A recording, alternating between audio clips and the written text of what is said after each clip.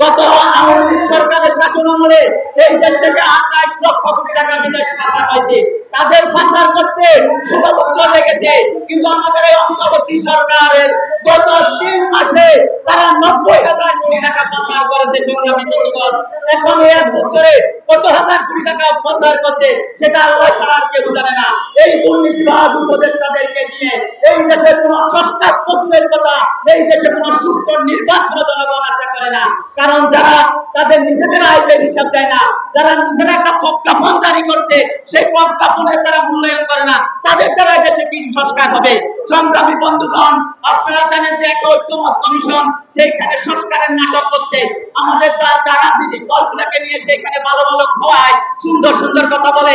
একটা রাজনৈতিক দল অন্তর্বর্তী সরকারকে জিজ্ঞেস করে নাই যে আপনারা নিজেরাই নিজেদের সংস্কার করতে পারছেন না, আপনারা নিজেরাই আপনাদের আয় ব্যয় হিসাব দিচ্ছেন না, আপনারা জনগণের কি সংস্কার করবেন? একটা রাজনৈতিক দল বুকের কোনো ভাষা নাই। কারণ আমাদের এখন ছাত্র জনতা সবগুলো ফেসবুকে দেয় যে সব সালারা বাটপার, আর্মি হবে ঠিকাদার। আমিও তাদের পক্ষে কণ্ঠ মিলিয়ে বলবো সব সালারা বাটপার।